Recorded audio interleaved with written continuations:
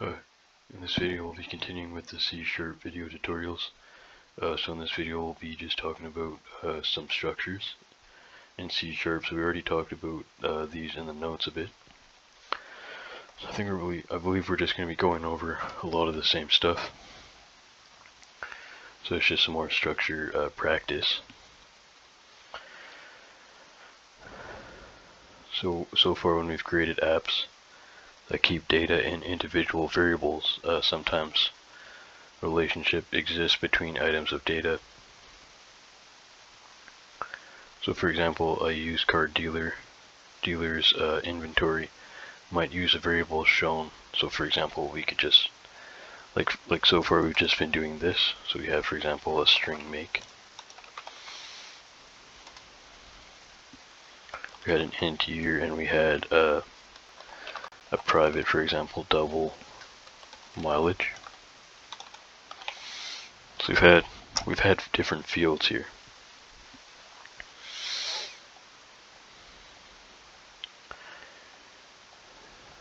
So all these variables are related because they hold data about the same car.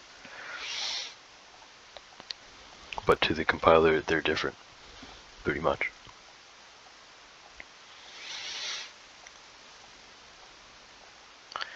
So to the C# compiler, it's not going to be able to know that they're supposed to be grouped together or not, because it's not like an AI model yet.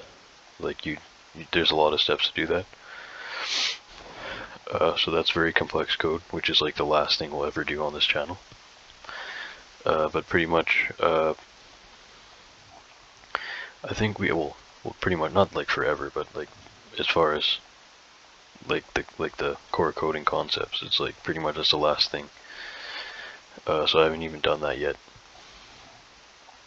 But pretty much, so that's so the C# compiler isn't going to know what these are supposed to be grouped together.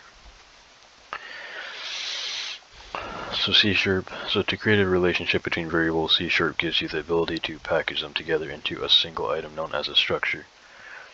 So a structure is a data type a structure is a data type you can create that contains one or more variables known as fields. So you can put the fields in the structure, and they're all grouped together. So the fields can be of different data types as well.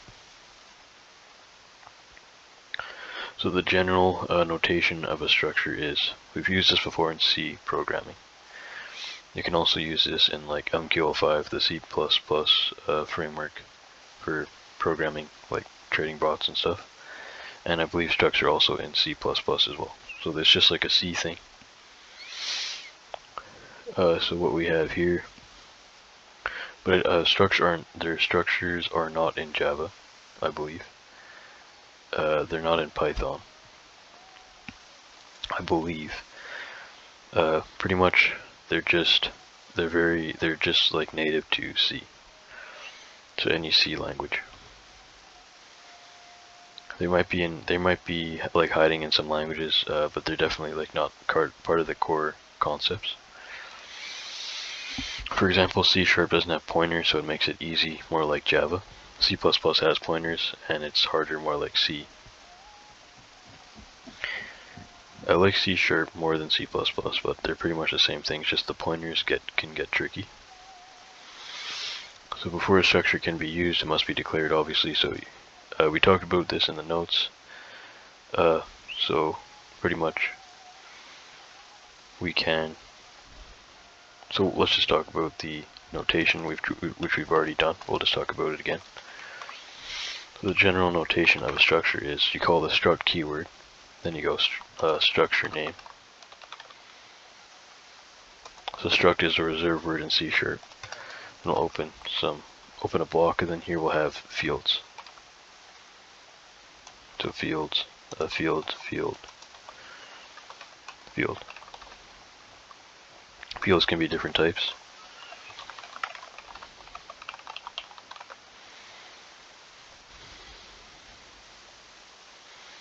I believe a structure is an object. but actually might not be 100% true because we didn't use the new keyword to instantiate anything. Actually, I lied. At this point, I don't believe it's a struct. It's not an object yet. So I think this is just declaring the structure first. So this is a structure declaration.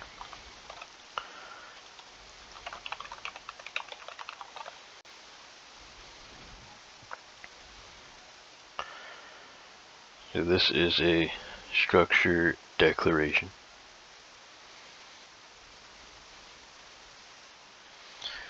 So then after that, okay, so we have,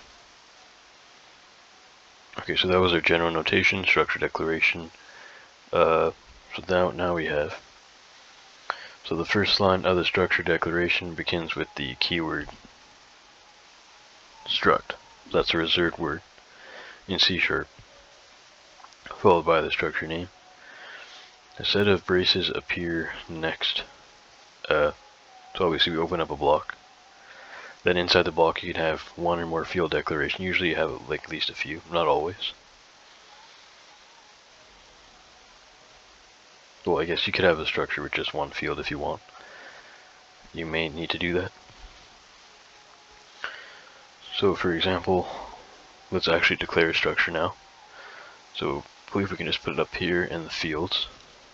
We talked about where you could put it. I think you can put them in different places. Can you put it up here? I don't think you can put it up here. I know sometimes you can though in MQL5. So for example, we could have automobile here. Can you put it up here? You might be able to put it up here actually. So public string make. Notice how we use the public keyword. So here we'll have public int. So remember, if you don't explicitly declare these fields with public, they're going to be private implicitly. So public string make, public int here, public double mileage. Okay, so we don't get an error with that. That's what I thought it, because in MQL5, which is a C++ framework, you can put the enums and structs like where you usually can't put stuff. So I don't think you can put them up here, but pretty high, usually even above the class in C++ sometimes. Well, that might just be in C++. So you don't even need a class in C++, but in that framework. So just play around with it. We'll try going here. So go with struct automobile. We'll open a block.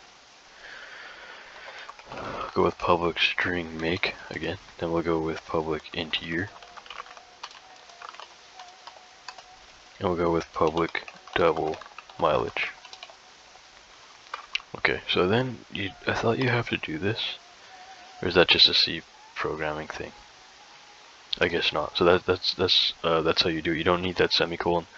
I thought in C programming, just C programming, not like C# or C++. Just the original C programming language, that there is a semicolon there. I could be wrong, I forgot. Sometimes in enums as well. Enums are a little bit tricky. We've gone over them, but they're hard. I still find them hard to use even today because I don't use them that much. Sometimes in MQL5 C++, which is like for like trading stock strategies and like bots and stuff for like different like forex and crypto, enums are used, for example, but they're tricky. Like you can have an enum named prices and point them to price values. It's kind of tricky because the point to price value sometimes doesn't even occur, so it makes it really tricky. It's very hard to actually to find where those pointers happen. We've gone over them, but I don't think we've gone over them enough. I'm pretty sure in C++ we'll be doing them, and then I'll be doing some later on in MQL5 C++ anyways. So here we'll just have, so we just have that struct. So the name of the structure is automobile. In this book we always, sorry, not in this book, so basically in these tutorials we always begin structure names with an uppercase letter. You can do that. you don't have to do that. So in the docs I'm looking at, they use a capital here. Actually, I don't think you really need a capital. So it's up to you whether you want one or not.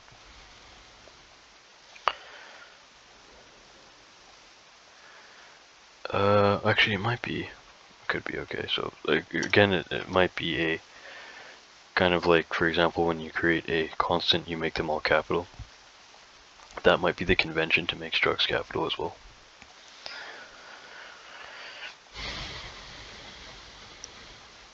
So then in the lines 18, 19, and 20, we declare 3 fields. So we declare a string field named make. Line 18. We have a int field named year. And then on line 20 we have a double field named mileage. So we have the public. So we have the public keyword access modifiers. Remember, public is an access modifier. So public and private are access modifiers.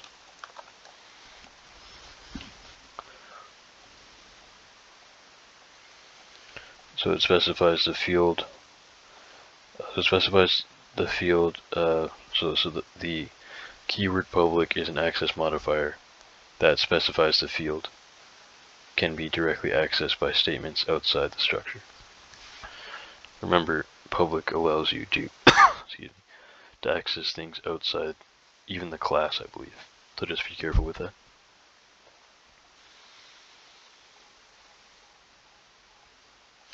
Could you tag on public here?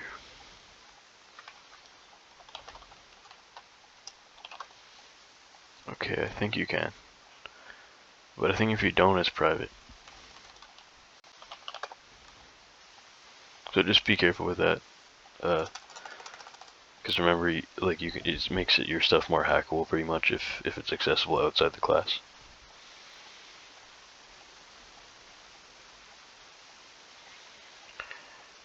Okay, so structures in C# are capable of much more than what we're going to show. So they're powerful.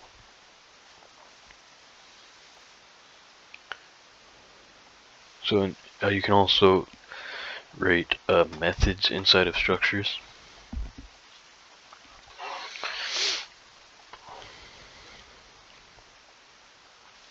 So I don't know if we're going to actually do that. We may be continuing with that in C# and later on. So maybe getting into some advanced structures and all that. But you can just, if you really need to, you can start playing around with structures. You can declare a method normally inside a structure. You could just play with them like that. So then the structure, once you instantiate the object, it has access to those methods. So structures can be basically structured into complex data structures, pretty much. So we use structures for their simplest purposes, basically just to encapsulate a set of variables into a single item. So we're basically creating an object with fields. So structures are pretty much like instantiating an object in Java. Like where you take the class and you create an object. Like here we can't say actually, pretty much in Java, we would go like here, for example, Form1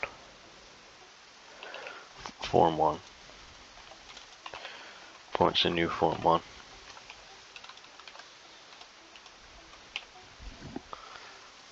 So you can do that actually. Okay, so you can do that.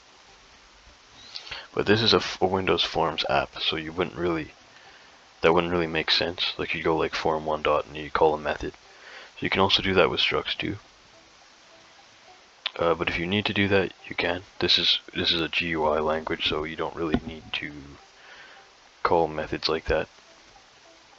If you're interested in that kind of more OOP object stuff, you can look at the Java playlist, which is pretty much the same style of programming because this is also an object-oriented language, and so is C++. Okay, so what else can we talk about? So we have, so basically if you find yourself using a structure more than what we discussed, you should probably use a class. So if you want to instantiate objects and use methods like that, the docs suggest using a class instead, probably like a C# class, like a console app, instead of a Windows Forms app. But if you really need to use a Windows Forms app to do it, you can. But they're saying just to, instead of creating methods in here, they suggest to just create methods within the class and instantiate class objects instead of structure objects. But do whatever you find. Don't always listen to different doc authors' opinions. Just go with whatever you think is best, but maybe try to just think about what they say. So once again, we talked about where you can. So let's just talk about this. So we discussed that C# is organized into namespaces, classes, method structures, enums. So pretty much structured declarations can be written in a bunch of different places. So as you saw earlier, you can declare it outside the application's namespace, inside the app's namespace, inside a class. So you could have put it below here, I believe, as well. We could have put it outside there. Inside another structure, perhaps in a method, maybe. You can always just try it. I think I usually put them here if I need them. Within the class. You may need them somewhere else. Okay, so they want the structure inside an app's namespace, but not inside the class.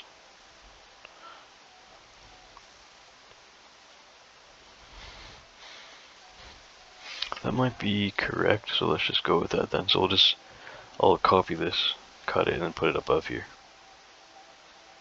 If it would cut. So we'll cut it, we'll put it here instead. Actually, I think that's correct. That's what I usually do in MQL5 as well.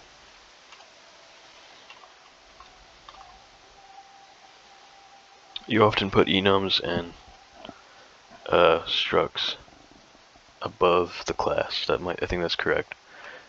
Not usually above the namespace, because you want to group the namespaces in something, but C++ and C don't have namespaces. So above the class is usually correct. It's up to you though. Once again, just play around with what you're trying to do. If it doesn't work, just move it somewhere else.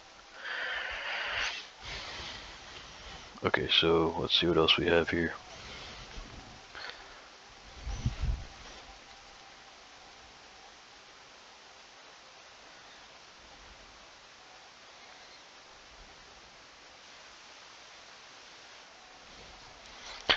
Okay, so we have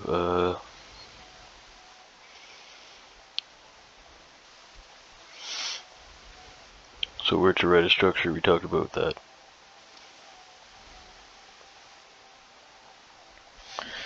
Okay, so this is an important concept. We've written the declaration of the automobile structure inside the app's namespace, but not inside the Form1's class. So keep in mind that a structure declaration does not create anything in memory. It simply tells the C# compiler what the structure is made of. Before you can use a structure to store data, you must create an instance of the structure in memory. Okay, so yeah, that makes sense. We're just declaring something, then we're going to instantiate an object in memory later on to actually use it. So before you can use the structure to store data, you must create an instance of the structure in memory. So in programming terms, an instance and an object, it's the same thing. So if you've heard me say instance or object on the channel, they just mean the same thing. I usually go with object, or I'll say like instantiate an object. When you create an instance of a structure, you're creating an object. So you have to instantiate an object of a structure to use it. So pretty much earlier we discussed value types and reference types. structures are value types, so creating an instance of a structure is as simple as declaring a variable. So it's the same thing, we know how to do this. So suppose you want to create an instance of the automobile structure and we want to write the names. You want to basically create different object types of the same object. We want to name different objects of the same object type. So for example, we could go in the class here.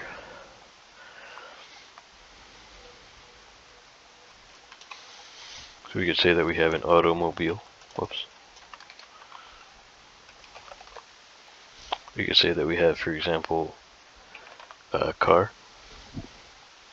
So now we have an object declaration of a struct named automobile.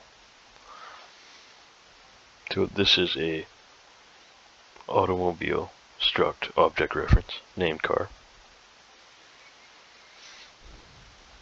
So after this statement executes, an instance of the automobile structure exists in memory. So it's a little bit different with structs because the memory creation doesn't occur right away, so that can be tricky test questions. So private automobile car, so this is, so now an instance of the automobile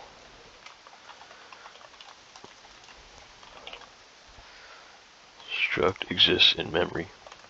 We haven't really instantiated it yet, so that's kind of confusing. I would just think of this as a declaration, but that might not be technically correct.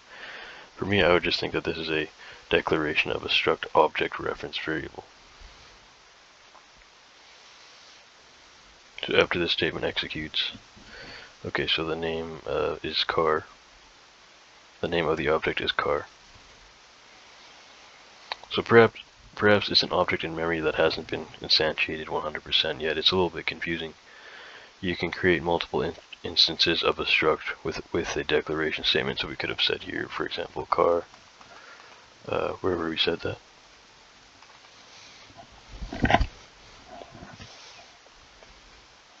So we said private automobile car. You could go truck, SUV, van.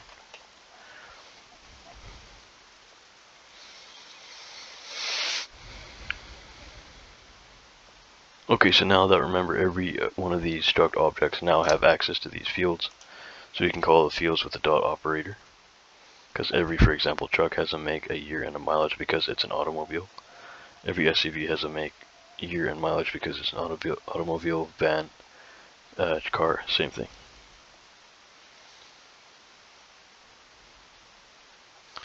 So now we'll talk about using the new operator to create structured instances. So when you create a structure object with a simple declaration statement as previously shown, the object's fields are uninitialized. So pretty much at this point we can't access a car's make, year, and mileage field because it hasn't been instantiated completely, so that makes sense. So if you attempt to use any of them before assigning them a value, a compiler error occurs. As an alternative, you can use the new operator to create an instance of a structure.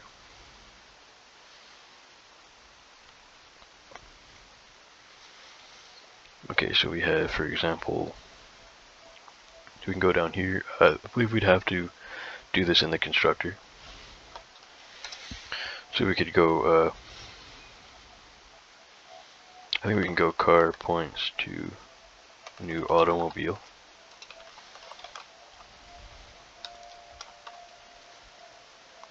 And you could also do it this way. You could go,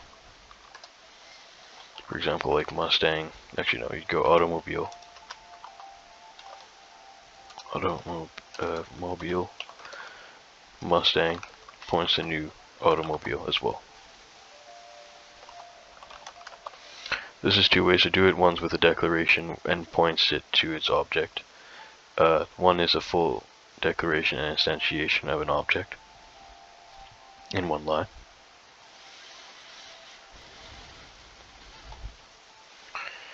Okay, so then, so basically this is the recommended technique for creating structure objects because the new operator not only creates the instances in memory, but also initializes the object's fields with the default values of zeros. Okay, so they're saying don't do this first. They're saying don't create the object declarations first. They're saying just instantiate the object in one line. Like this. The reason is because a new, okay, so the highlighted text here, automobile Mustang points a new automobile, is the recommended technique for creating structure instances because the new operator not only creates the object in memory, but also initializes the object's fields with a default value of 0. And I assume that for other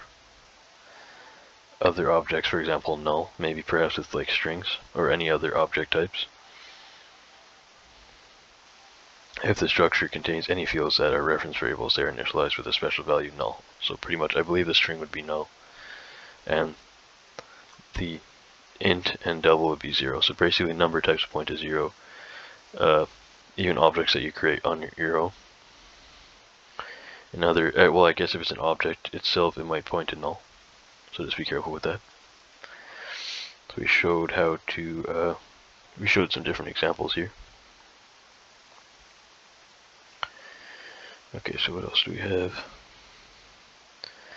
So this was, what did we go through so far? To probably just wrap the first part up, intro to structure.